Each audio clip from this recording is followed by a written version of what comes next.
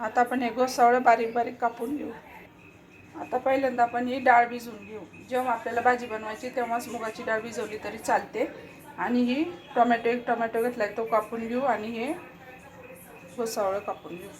आता आपण गॅसवर कढई ठेवलेली आहे, त्याच्यात आपण एकदम थोडंसं अर्धा पळी तेल टाकू। थोड्याशा तेलात पण आपण बनवू शकतो। आता हे तेल गरम होऊन द्यायचं चांगलं कडक, आणि त्याच्यात आपण जिरं मोहरी टाकायची थोडी थोडी, अर्धा चम्मच। आता हे तेल गरम झाले आपलं, त्याच्यात आपण मोहरी टाकू। मोहरी चांगली तडतडायला लागली, आता ही मोहरी तडतडायला लागली, आपण जिरं टाकू त्याच्यात। जिरं पण चांगलं तडतडून द्यायचं, आणि मग लगेच आपण हा कापलेला टोमॅटो एक टोमॅटो आहे हा टाकून द्यायचा आणि हलवायचं, शिजवायचा थोडा टोमॅटो। गॅस थोडा बारीक करायचा। आता हा टोमॅटो शिजला आपला, 1 मिनिट शिजवलं फक्त, आणि त्याच्यात आपण थोडीशी हळद टाकायची, अर्धा चमचा हळद टाकल्यावर हळद मिक्स करायची। मग त्याच्यात आपण ही डाळ भिजवून घेतलेली आहे मुगाची, ती टाकायची।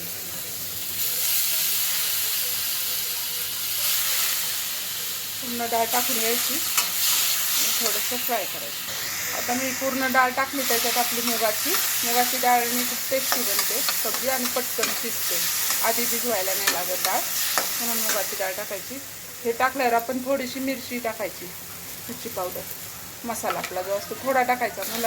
मुलांना जर डब्याला बनवायची असेल तिखट नसले खात तर तुम्ही बिना मिरचीची पण ही भाजी टेस्टी लागते आणि हेल्दी पण आहे, म्हणून ही बनवून आपल्या मुलांना खायला घाला।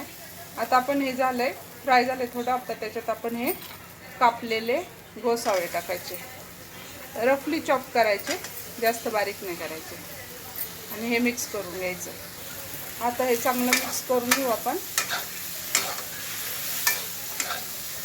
मिक्स करस्तोवर गॅस बारीकच ठेवायचा, कारण आपण पाणी नाही टाकलेलं ना त्याच्यात थोडं पण। आता याच्यात चांगलं मिक्स झाल्यावर याच्यात आपण मीठ टाकू। आता मी अर्धा चमचा मीठ टाकते, अंदाजानुसार टाकायचं, स्वादानुसार। तुम्हाला किती खारट लागतं, कमी खारट लागतं तर काही ना, असं थोडंसं मीठ पण मिक्स करून घ्यायचं। आणि याच्यात आता थोडंसं पाणी टाकायचं, एकदम थोडं। आता याच्यात आपण थोडं शिजायला एकदम थोडंच पाणी टाकायचं, कारण याला पाणी सुटतं, त्याच्यामुळे जास्त पाणी नाही ओतायचं। तर हे मिक्स करून याला आपण झाकण ठेवू, 5 मिनिटं शिजवून घेऊ। आता पाणी टाकल्यावर आपण थोडा फुल गॅस केला होता, आता त्याला आपण झाकण ठेवू आणि 5 मिनिटं एकदम स्लो गॅसवर त्याला आपण 5 मिनिटं शिजवून देऊ। अंदाजे बघायचं उघडून। तर 5 मिनिटं झालेले आहे, आपण बघू ओपन करून। पाणी सुटले भाजीला, आपण जास्त पाणी नव्हतं ओतलं, कमीच पाणी ओतायचं। आता पाणी सुटलं ह्या गोसावळ्याला। आता ह्याच्यात हे शिजलं असेल बहुतेक, पण असं दाबून बघायचं, थोडंसं कच्चं आहे, आपण त्याला असंच थोडंसं शिजवून देऊ।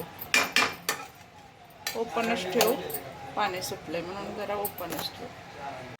आता आपली भाजी झालेली आहे, सुक्की झाली एकदम, आणि गोसावळं पण शिजलेलं आहे। आता ही खायला तयार झालेली आहे।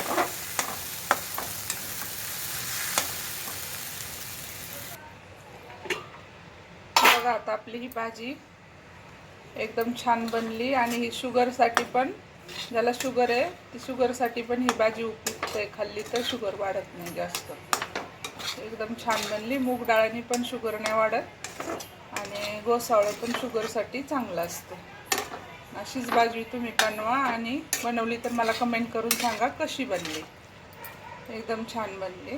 फक्त जास्त पाणी नाही ओतायचं शिजवायला, एकदम थोडंसं 2-3 चमचे पाणी ओतायचं आणि शिजवायची झाकण ठेवून 5 मिनिटं। 5 मिनिटात ही भाजी बनते आपली। आता आपली भाजी झालेली आहे, सुक्की झाली एकदम, आणि गोसावळं पण शिजलेलं आहे। आता ही खायला तयार झालेली आहे।